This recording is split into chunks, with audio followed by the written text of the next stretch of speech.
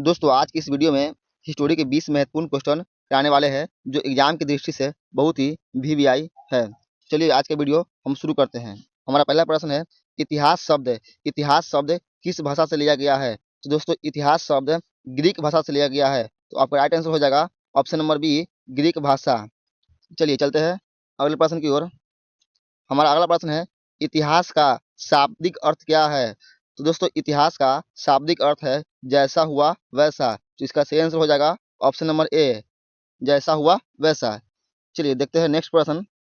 हमारा नेक्स्ट प्रश्न है, इतिहास जानने के मुख्य स्रोत कितने प्रकार के होते हैं? तो दोस्तों इतिहास जानने के मुख्य स्रोत 2 प्रकार के होते हैं, तो इसका राइट आंसर हो जाएगा ऑप्शन नंबर बी, 2। चलिए देखते हैं अगला प्रश्न। हमारा अगला प्रश्न है, पुरातात्विक स्रोतों में क्या सम्मिलित है? तो दोस्तों पुरातात्विक स्रोतों में शिलालेख, सिक्के, भवन, औजार यानी कि सभी संबद्ध है, तो इसका राइट आंसर हो जाएगा ऑप्शन नंबर डी, उपरोक्त सभी। चलिए देखते हैं अगला प्रश्न। हमारा अगला प्रश्न है, साहित्यिक स्रोत किसे कहते हैं? तो दोस्तों साहित्यिक स्रोत लिखित ग्रंथ को कहते हैं, तो इसका सही आंसर हो जाएगा ऑप्शन नंबर ए, लिखित ग्रंथ है। चलिए देखते हैं नेक्स्ट प्रश्न। हमारा नेक्स्ट प्रश्न है, ऋग्वेद किस भाषा में लिखा गया है? तो दोस्तों ऋग्वेद संस्कृत भाषा में लिखा गया है, तो इसका सही आंसर हो जाएगा ऑप्शन नंबर बी, संस्कृत। चलिए देखते हैं अगला प्रश्न। अगला प्रश्न है, स्रोतों का अध्ययन करने वाले शास्त्र को क्या कहते हैं? तो दोस्तों स्रोतों का अध्ययन करने वाले शास्त्र को पुरातत्व कहते हैं, तो इसका राइट आंसर हो जाएगा ऑप्शन नंबर बी, पुरातत्व। चलिए देखते हैं नेक्स्ट प्रश्न। हमारा नेक्स्ट प्रश्न है, अशोक के शिलालेख किस लिपि में लिखे गए हैं? तो दोस्तों अशोक के शिलालेख ब्राह्मी लिपि में लिखे गए हैं, तो इसका राइट आंसर हो जाएगा ऑप्शन नंबर ए, ब्राह्मी लिपि। चलिए देखते हैं नेक्स्ट प्रश्न। स्रोत शब्द क्या अर्थ है? स्रोत शब्द का क्या अर्थ है? तो दोस्तों स्रोत शब्द का प्रमाण अर्थ है, इसका राइट आंसर हो जाएगा ऑप्शन नंबर डी, प्रमाण। चलिए देखते हैं नेक्स्ट प्रश्न। प्रश्न है, इतिहास का अध्ययन हमें क्या सिखाता है? तो दोस्तों इतिहास का अध्ययन हमें अतीत जानना सिखाता है, इसका राइट आंसर हो जाएगा ऑप्शन नंबर बी, अतीत जानना। चलिए देखते हैं अगला प्रश्न। हमारा अगला प्रश्न है, इतिहास की सबसे प्राचीन धारा क्या है? तो दोस्तों इतिहास की सबसे प्राचीन धारा है प्राचीन इतिहास, तो इसका राइट आंसर हो जाएगा ऑप्शन नंबर बी। चलिए देखते हैं अगला प्रश्न। हमारा अगला प्रश्न है, इतिहासकार अतीत को जानने के लिए किसका सहारा लेते हैं? तो दोस्तों इतिहासकार अतीत को जानने के लिए स्रोत का सहारा लेते हैं, तो इसका राइट आंसर हो जाएगा ऑप्शन नंबर ए, स्रोत। देखते हैं नेक्स्ट प्रश्न। हमारा अगला प्रश्न है, अल बरूनी ने भारत का इतिहास किस ग्रंथ में लिखा था? तो दोस्तों अल बरूनी ने भारत का इतिहास तहकीक ए हिंद में लिखा था, तो इसका सही आंसर हो जाएगा ऑप्शन नंबर बी, तहकीक ए हिंद। चलिए देखते हैं अगला प्रश्न। हमारा अगला प्रश्न है, राजतरंगिणी किसने लिखा?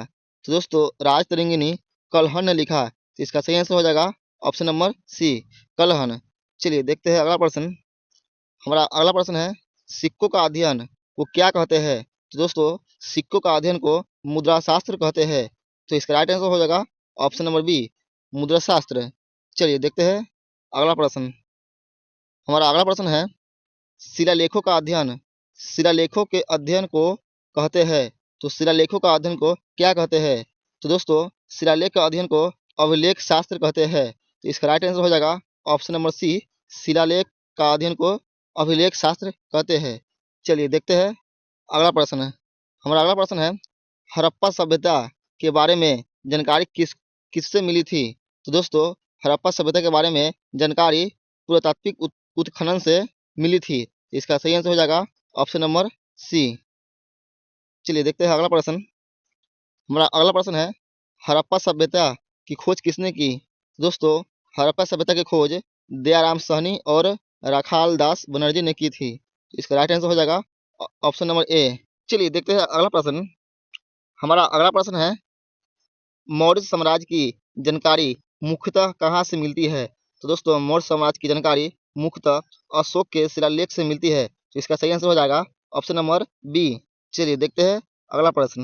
हमारा अगला प्रश्न है, इंडिया ग्रंथ किसने लिखा? तो दोस्तों इंडिया ग्रंथ मेगास्थनीज ने लिखा था, तो इसका राइट आंसर हो जाएगा ऑप्शन नंबर बी। चलिए देखते हैं अगला प्रश्न। हमारा अगला प्रश्न है, अर्थशास्त्र के लेखक कौन है? तो दोस्तों अर्थशास्त्र के लेखक कौटिल्य है, यानी कि चाणक्य है। तो इसका राइट आंसर हो जाएगा ऑप्शन नंबर बी। चलिए देखते हैं अगला प्रश्न। हमारा अगला प्रश्न है, इतिहास को किस प्रकार विभाजित किया गया है? तो दोस्तों इतिहास को 3 भाग में विभाजित किया गया है। पहला है प्राचीन, दूसरा है मध्यकालीन, तीसरा है आधुनिक। तो इसका राइट आंसर हो जाएगा ऑप्शन नंबर बी, 3 भाग। चलिए देखते हैं अगला प्रश्न। हमारा अगला प्रश्न है, भारत में सबसे पुरानी सभ्यता कौन सी थी? तो दोस्तों भारत में सबसे पुरानी सभ्यता हड़प्पा सभ्यता थी। तो इसका राइट आंसर हो जाएगा ऑप्शन नंबर सी। चलिए देखते हैं।